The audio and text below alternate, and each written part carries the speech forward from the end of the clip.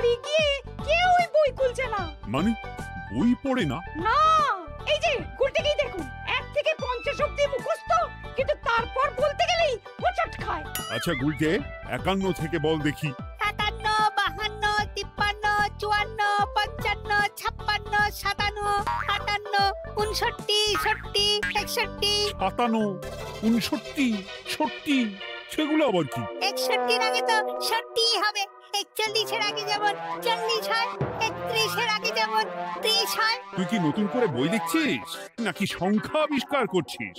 না, বই পড়তে ভালো লাগে না। পণ্ডিত, এদের মা বাবাকে দেখে বোঝাও, শুধু ঘুরে বেড়ালে চলবে, পড়াশোনা করতে হবে তো। আচ্ছা মহারাজ, আপনি যখন এত করে বলছেন, এবার থেকে আমরা মন দিয়ে পড়াশোনা করব।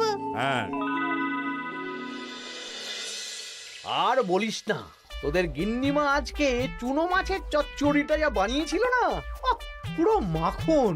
গিন্নিমাতে এতদিন জানতাম সরষের তেল দিয়ে রান্না করতো, এখন কি মাখন দিয়ে রান্না করছেন নাকি? আরে দূর, মাখন দিয়ে রান্না করবে কেন? যাই হোক, বাদ দে। উফ, বিকেল বেলা আমাদের বাড়িতে চলে আসিস, তেলে ভাজা দিয়ে মুড়ি খাবো। আর সাথে একটু পেঁয়াজ কুচি আর শসা থাকলে একেবারে জমে যাবে। এ কি মন্ত্রী, তুমি এখানে দাঁড়িয়ে দাঁড়িয়ে গল্প করছো, কোনো কাজ নেই? রাজসভা তো একটু পরে শুরু হবে, তাই একটু ফাঁকা সময়ে। বুঝেছি।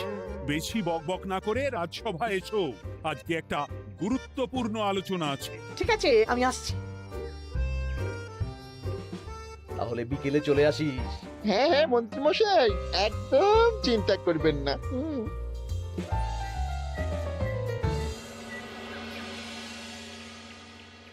রাজ্যটা তো রসাতলে চলে যাচ্ছে, বাচ্চারা পড়াশুনো করছে না, বড়রা গল্প গুজব করে আড্ডা দিয়ে কাটাচ্ছে।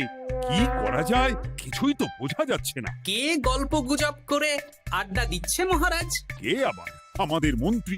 আমি নিজের চোখে একটু আগেই দেখলাম, বটা ঘটার সাথে সকাল সকাল গল্প জুড়েছে। তাহলে এটা বোঝা যাচ্ছে যে মন্ত্রী মশাইয়ের তেমন কাজ নেই, আর কাজ যখন নেই তখন মন্ত্রী মশাইকে রাজসভায় রাখারও দরকার নেই। হ্যাঁ মহারাজ, গোপাল এটা ঠিক কথা বলেছে। মন্ত্রী মশাই তো কাজের মধ্যে দুটো জিনিসই করেন, অকাজ আর কুকাজ। একদম বাজে কথা বলবে না। গোপালের কথা শুনে এখন আমার নিন্দা শুরু করেছো, তাই না? এই থামো থামো থামো থামো, আমাদের রাজ্যের উন্নতির জন্য একটা সমাধান করা দরকার। এই সময় নষ্ট করা বন্ধ করতে হবে। তাহলে মহারাজ, সবাইকে ফাঁকা সময়ে বই পড়তে হবে, পড়াশোনার মধ্যে থাকতে হবে, কারণ জানার কোনো শেষ নেই। তাহলে কি করা যায় বলো তো গোপাল? আমাদের রাজবাড়ির যে গ্রন্থাগার আছে সেটা তো বহু বছর ধরেই বন্ধ, ওটা খোলার ব্যবস্থা করুন মহারাজ। হ্যাঁ মন্ত্রী, তুমি নিজ দায়িত্বে গ্রন্থাগার খোলার ব্যবস্থা করো। অনেক দিন ধরে ধুলো ময়লা জমে আছে, সব পরিষ্কার করবে, আর পরিষ্কার হয়ে গেলে তোমরা সবাই গ্রন্থাগার থেকে বই নিয়ে পড়বে। বেশ। মন্ত্রী মশাই ভালো ভাষার ফেঁসেছেন। হ্যাঁ, জীবনটা তো শুয়ে বসে গুলতানি দিয়ে কাটিয়ে দিচ্ছেন, না হয় একটু কাজ করবেন আর কি। আর হবে না গল্প গুজব, হবে না ঠাট্টা হাসি। গ্রন্থাগার সাফ করতে গিয়ে মন্ত্রীর হবে হাঁচি কাশি। কথাটা বেশ ভালো বলেছে বিজ্ঞানী। ওনার দুটো কাজ, অকাজ আর কুকাজ। সে তো তুমি প্রসঙ্গ আনলে তাই। বেটারা আমাকে নিয়ে রসিকতা করছে। এই গোপালের বড্ড বার বেড়েছে, এমন চাল চালবো যে কেঁদে কুল পাবে না।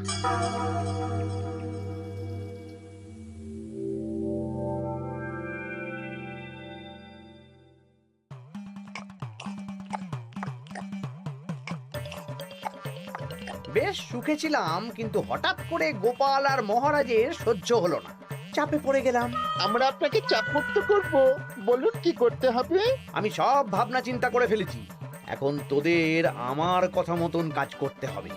আসতে পারি মন্ত্রী মশাই? হ্যাঁ, এসো এসো। ইনি তো চিত্রশিল্পী, এনাকে দিয়ে কি হবে? ইনিই তো আসল কাজ করবেন। শোনো, তা গোপালকে ভালো করে দেখে নিয়েছো তো? বিলক্ষণ। একটা পাতায় গোপালের ছবি আঁকতে হবে, ওপরে লেখা থাকবে কৃষ্ণনগরের ভবিষ্যৎ। কি গোপাল তো আপনার শত্রু, গোপালকে নিয়ে বই লিখছেন কেন? আমি বলছি, একটা পাতায় গোপালের একটা ছবি আঁকা হবে, যেখানে গোপালকে দৈত্য হিসেবে দেখানো হবে। বড় বড় দাঁত, বড় বড় কুলোর মতো কান। শোনো, নিচে একটু ফাঁকা রাখবে, যা লেখার আমি পরে লিখে দেব। আর আপনি মহারাজকে এই পাতাটা দেবেন?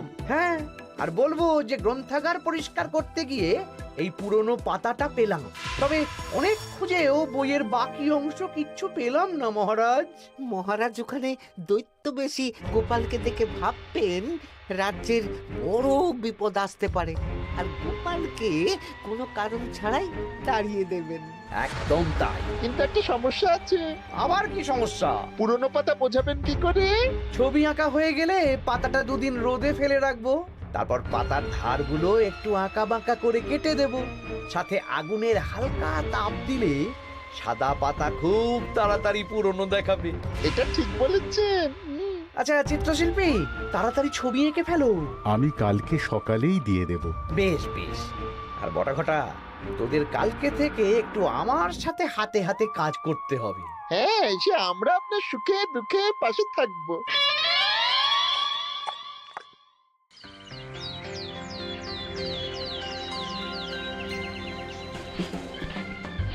ওপরের তাকগুলো পরিষ্কার কর, ওপরের বইগুলো বড্ড ময়লা। কি মন্ত্রী, কাজ হচ্ছে? কাজ করছেন না, বরং কাজ করাচ্ছেন। কাজ হওয়া নিয়ে দরকার, সে আমি করি বা অন্য লোক, তাতে কি যায় আসে? যায় আসে মন্ত্রী মশাই। আমাদের এই গ্রন্থাগারে এত দামি দামি প্রাচীন দুষ্প্রাপ্য বই আছে, যদি কোনো বই চুরি হয়ে যায় তার দায় কে নেবে? এটা গোপাল ঠিক বলেছে। আমি তো এখানেই আছি, বটা ঘটা সাহস আছে নাকি বই সরানোর? বেশ, তাহলেই ভালো। চলো গোপাল, পাঠশালায় গিয়ে দেখে আসি আজকে কেমন পড়াশুনো চলছে। গোপাল আমাদের ঘুরিয়ে চোর বললো মন্ত্রী মশাই, আর আপনি প্রতিবাদ করলেন না। প্রতিবাদ কি? গোপালকেই দুদিন পরে রাজ্য থেকে বার করে দেব।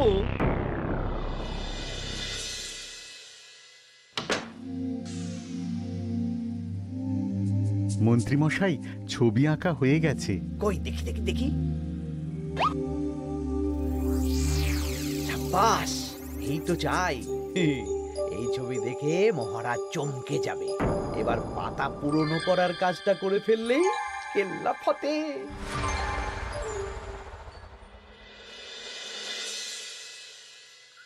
তা মন্ত্রী, গ্রন্থাগার পরিষ্কার করার কাজ শেষ? হ্যাঁ মহারাজ, তবে তবে কি? একটা পুরনো বইয়ের পাতা পেলাম। কি? এই এই দেখুন মহারাজ, আচ্ছা দেখি। অনেক পুরনো বইয়ের পাতা। একই মহারাজ, আপনি আমার দিকে তাকাচ্ছেন কেন? ওরে বাবারে, এই পাতায় কি লেখা আছে? পড়ছি, কৃষ্ণনগরে এক নবরূপী দৈত্য জন্ম নেবে, যার নামের আদ্য অক্ষর গ। সে শুরুতে লোকজনের উপকার করবে, কিন্তু তার বয়সকালে তার আসল রূপ ফিরে আসবে। ওই ব্যক্তি আসলে মানুষ নয়, সে এক দৈত্য। সে থাকলে কৃষ্ণনগরে নেমে আসবে সর্বনাশ। কৃষ্ণনগরের মানুষদের ধরে সে খাবে। তার আসল রূপের চিত্র প্রদর্শিত করা হলো। কই দেখি মহারাজ। দেখো, সত্যি তো, এই দৈত্যকে একদম গোপালের মতন দেখতে। মহারাজ, আমার মনে হয় যে গোপালকে এই রাজ্যে ঠাঁই দেওয়া একদম ঠিক হবে না। কোন দিন গোপাল মানুষ থেকে দৈত্য হয়ে আমাদের খেয়ে নেবে বলা তো যায় না। উল্টো পাল্টা কথা বলবেন না মন্ত্রী মশাই। ওই দেখুন মহারাজ, গোপাল কেমন রেগে উঠছে। এক্ষুনি দাঁত বেরোলে কিন্তু হিতে বিপরীত হয়ে যাবে। আরে কিসের হিতে বিপরীত? কই দেখি।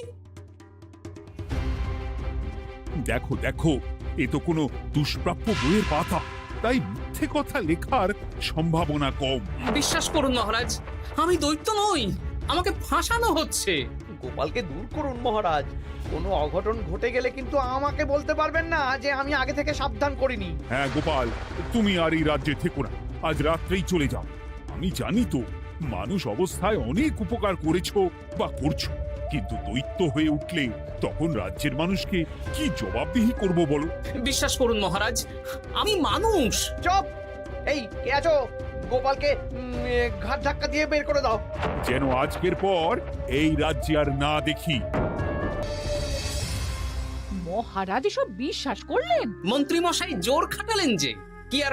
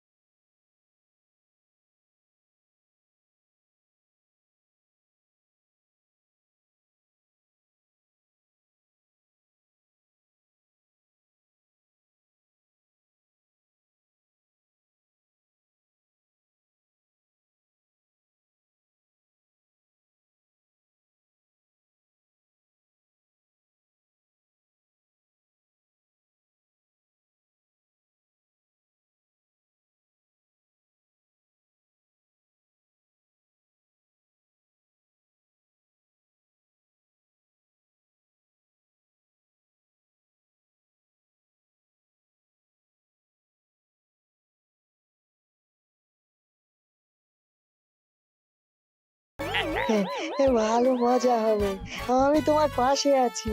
তাহলে তাহলে এখনই সাজগোজ করে ফেলি, বুঝলে? তুমি একটা চাদর মুড়ি দিয়ে আমার সাথে বটা ঘটার বাড়িতে যাবে এখন। আচ্ছা।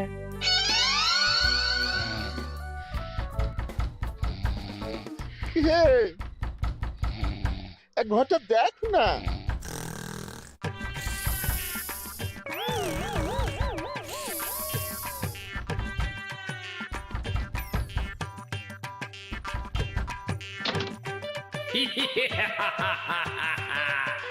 আমি তোকে খাবো, আমি দৈত্য গোপাল।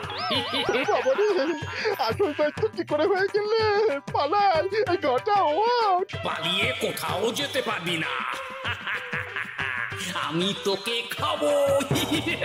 বাঁচাও, বাঁচাও। কি হলো? বটা কোথায়? এ বটা, বটা, এ কি হলো তোর? কোথায় গেলি?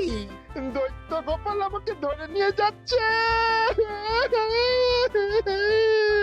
মানে এটা কি? আমি গোপাল দৈত্য, আজ রাতে বটাকে গলার্ধকরণী আমার ভোজন, কাল তোর পালা। ওরে বাবা রে, কি কাণ্ড! আমাকে খেও না। চুপ, আমি মানুষ। এবার বল, আমাকে ফাঁসানো হচ্ছিল কেন? বল। আমি কিছু জানি না, সব মন্ত্রী মশাইয়ের চক্রান্ত। আমাকে ছেড়ে দাও। এখন না, পরে ছাড়বো। শোনো বিজ্ঞানী, এখন এর মুখ হাত পা ভালো করে বেঁধে ফেলো দেখি। আমি এক্ষুনি বাঁচছি। আর ভোরবেলা একটা কাজ করতে হবে, আমার কয়েকটা নাতি নাতনিকে তোমার বাড়িতে নিয়ে আসবো, আর তারপর আচ্ছা। আমি এখন চললাম, দরজাটা ভালো করে বন্ধ রেখো।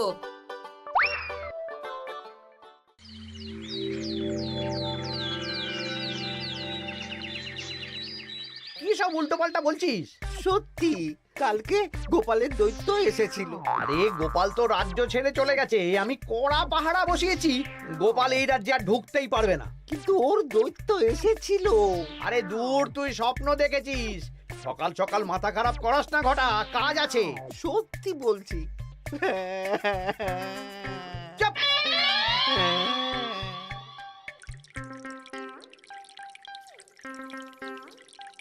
মহারাজ, আমি কানা ঘুষো খবর পেলাম বটাকে গোপাল দৈত্য কালকে রাতে তুলে নিয়ে গেছে। হ্যাঁ, আমিও তো তাই শুনলাম। কি সর্বনেশে দিন এলো! এতদিন তো এই বিপদ ছিল না।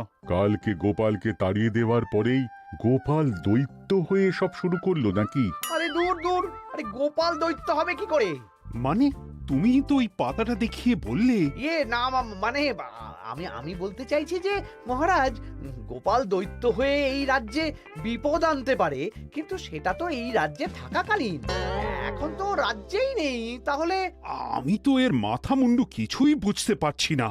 সর্বনাশ হয়ে গেছে মহারাজ। কি হলো পুটির বাবা? আজ সকালে গোপাল দাদার মতন দেখতে একটা দৈত্য এসেছিল আমাদের বাড়িতে, আর পুটি ট্যাপা পুচকে তুলে নিয়ে গেছে।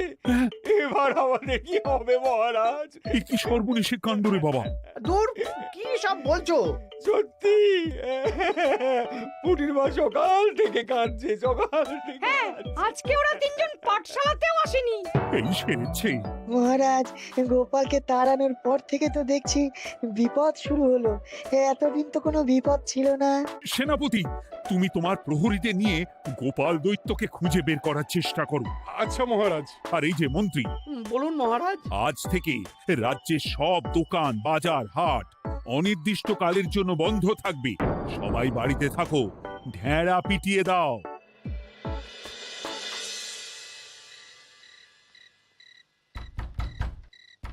কে? আমি দরজা খুলবো না। এই দরজা খোলো, আমি আমি বিজ্ঞানী।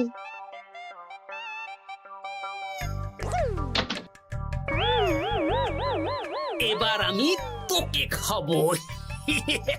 আমাকে ছেড়ে দাও, আমাকে ছেড়ে দাও, ছেড়ে দাও, আমাকে আমাকে ছেড়ে দাও। ছেড়ে না, ছিঁড়ে খাবো।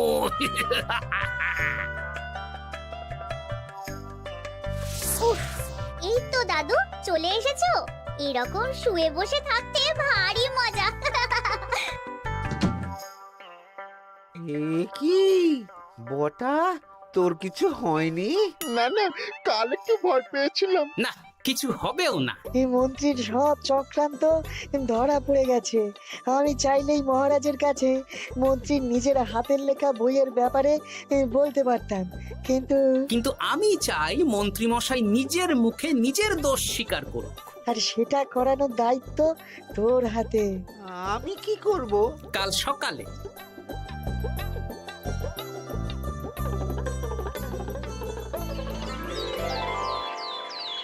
কালকে আবার ঘটাকে তুলে নিয়ে গেছে।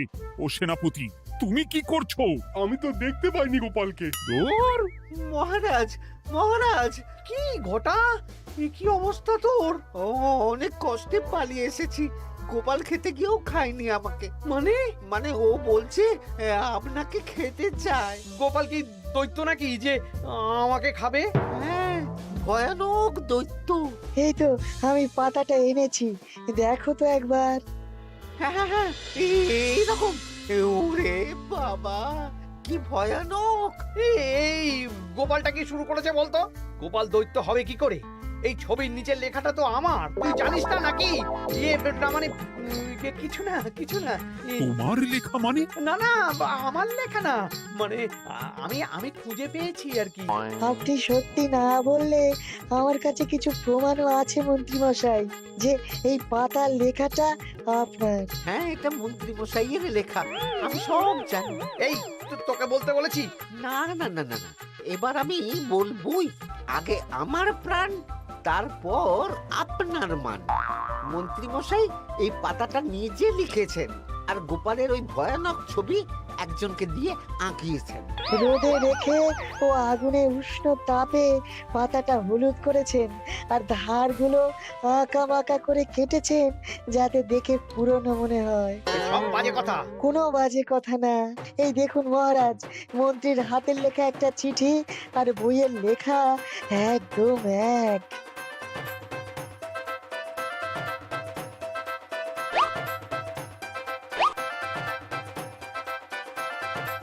এ কি মন্ত্রী?